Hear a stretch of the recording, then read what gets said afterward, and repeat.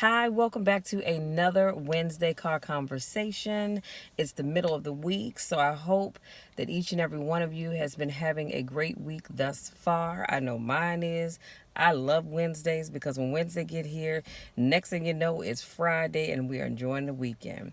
So today's topic is, how do you pick up the broken pieces? So I'm going to give you four things and a bonus, or four ways, I should say, and a bonus that you can begin to pick up the pieces. So, number one, remember you have gone through things in the past, but you have made it and life went on. We can all, dare I say it, we all can say that we have had a time where we had to go through something, be it not being able to find a job, be it not having enough money to cover your bills and other expenses, be it broken relationships, be it, I don't know, it's just so many different things. But if you think about all of the things that you had to go through in your past and look at where you are now, do you realize that you survived 100% of those things because you're still here? And you probably never even thought about that, because actually it was a quote that I saw probably about a month or so ago, and it said something to that effect, and I thought, wow, you know what, that's something I never thought about. You have survived 100% of the things that tried to break you, because you are still here and you've moved past all of those things. Number two, be willing to admit when you are suffering. I don't know why it is, but it is so hard for us as a people to admit when we're suffering and admit when we need help. Some things people can see and others they can't see. We all need a hand to hold or a shoulder to cry on from time to time. And that is so true. I'm going to let you in on a little secret. If you're one of these people where you don't like to ask for help, eventually you are going to burn out. It's not a matter of if, it's a matter of when. You will burn out because you cannot try to deal with everything by yourself. Trust me when I tell you, because I've been down that road. And so I know. And I know, and I'm thankful. Let me say that. I know, but I'm also thankful that I have friends that I can talk to when I'm going through some things, that don't judge me, but understand what I'm saying, and maybe give me a different perspective on how to look at it, or some suggestions and ideas on how to deal with it. You cannot keep everything inside. And there's some things, I will say this, there are some things that you may go through that you don't want to tell anybody else about. And you might want to save those things just for when you have a little talk with Jesus, all right? And he's the only one that needs to know about it. But other times, you are going to need somebody to talk to, okay? Number three, keep pushing forward. Don't let what is going on with you and inside of you keep you stuck. And I highlighted this little thought right here. Every now and then, you will need to step back and regroup so that you can be refreshed and renewed. I don't know about you, but I do it. I do it quite often. Just dealing with this whole pandemic that we're going through, every now and then you have to take a step back and regroup. Because if you don't, it can just swallow you whole. Sometimes it just gets to be too much. And that's why I have to turn from watching the news. I have to stop reading articles and all these other great things, because there's just so much going on. I mean, it starts, to be honest with you, starts from the top with a president who says some of the craziest, almost says something, who says some of the craziest stuff out of his mouth at the wrong times. And then we're dealing with this pandemic, and every day we see that the numbers, well, states that opened up, I'm in the state of Maryland, so we are, I think, just going into phase 3, I believe. So we're not as far, or maybe, I think we just got into phase 2. I don't think we've started phase 3 yet. But in any event, there are some other states that are further along. They're into phase 4, maybe 5, if there's such a thing. And because they opened up so quick, they're now having to shut things down.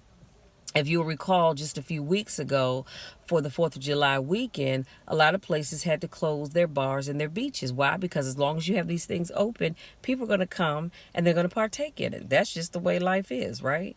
And so it's sad when you look at the number of cases of people who have been infected with the COVID-19, and you look at the number of people that have died from it, and what's expected to happen between now and October. I think I saw where they're expecting to have like 150,000 deaths between, by October. And it's so sad and it's so scary, and it just gets to be a bit much. So every now and then I have to take a step back, turn the world off. When I say turn the world off, I'm talking about the news and any social outlets that are talking about all that's going on, and do something different. I might find a good movie on Netflix to look at. Why? Because I just need to be able to just kind of close my mind to that. Not that I'm saying that it's not important. I'm just saying that I need to give myself a break from it. And sometimes you have to do the same thing so it doesn't drive you absolutely crazy. Number 4, create some rituals that will be able to help you. And those things, it could be a morning prayer session. You could decide that every morning that you get up, you pray. I don't know about you all, but every morning that the good Lord sees fit to wake me up in the morning, before my feet hit the floor, I am thanking God, I am praising God, and I am praying. And I do that, like I said, before my feet hit the floor. That is my morning ritual, because I am thankful to be amongst the land of the living, because so many people go to bed at night and they don't wake up the next day. You never know when it's going to be your last. So I say, if the Lord sees fit to wake you up in the morning, you ought to thank him. So it could be, like I said, prayer, meditation first thing in the morning. It could, or you could do it midday, or you can do it in the evening. Doesn't matter, you choose. It could be journaling. I love to journal, and I think I told you all before, I created a war binder, and later on this year, I think I'll do a walkthrough and show it to you guys. Right now, I'm building it up, and so when life gets to be a bit heavy, I go to my prayer section in my war journal, and I just write down, I just pray. But my prayer, I'm writing out my prayer, if that makes sense. I'm having a conversation with God, but I'm writing out my prayer and in a form of journaling. And that's what helps me. I don't know about you all. And like I said, the list can go on and on, but I'm just giving you some examples. However you choose to do your ritual, whatever you choose, it does not matter, as long as you find something that you do on a regular and reoccurring basis that helps you deal with life. And then here's your bonus. Talk to God. You've tried everything that you could and nothing has worked. You may even need to talk to a licensed counselor and or psychologist, psychiatrist, etc. Do what it is that you need to do when you need to pick up the broken pieces, because I promise you, if you live long enough, you might be saying, well, Michelle, I've not experienced any broken pieces in my life. And maybe you haven't. I don't know your story. I don't know you. But I'm going to tell you this, you keep on living and you will have some broken pieces. It could be broken promises. It could be a job that you were just, you had your fingers crossed and you were hoping and praying that you were going to get that job, because that was going to be able to take you to the next level, to do the things that you truly want to do in life. Maybe it was going to allow you to move or get a new car because the one you have needs to be fixed, or it's just old and that job didn't come through. That's a broken piece. It could be a child who has disappointed you in some way, shape, or form. That's a form of a broken piece. You understand what I'm saying? And so I just want to encourage you all, by doing this video, to seek the help that you need to seek, and stop trying to act like you can just do it all yourself, because you can't. Let me do a quick recap, and I promise I'll let you be. So I talked about number 1, remember that you've gone through things in the past, but you've made it through and you are still here to tell about it. Number 2, be willing to admit when you're suffering. If you don't remember anything I told you today, I need you to remember that. Be willing to admit when you're suffering. Be willing to admit that you don't have it all together. It's all right. Yes, some people are probably going to judge you, but others are going to understand you. And still others are going to say, you know what, I've been down that road, Michelle. Trust and believe. I know how you're feeling. Okay, but be willing to admit that. Because at the end of the day, you're only fooling yourself. Other people around you may not know that you're falling apart, but I promise you, there are 2 people that do know. There's you and there's God, because he's all knowing anyhow. So Trust me, somebody, and God knows, even if nobody else knows. And then number 3, keep pushing forward. Don't let what is going on with you and inside of you keep you stuck. And my little pointer for you was, every now and then you will need to step back, regroup, so that you can be refreshed and renewed. Okay. Number 4, create some rituals that will help you. Again, it could be a morning prayer, could be a midday prayer, could be an evening prayer that you choose to do, or you can journal.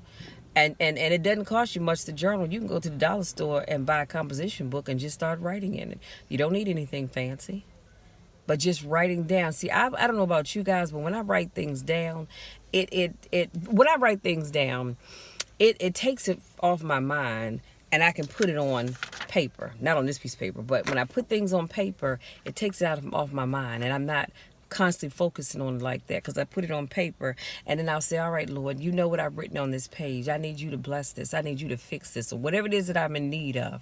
And then guess what? I can flip the page and write when something else comes up. Okay.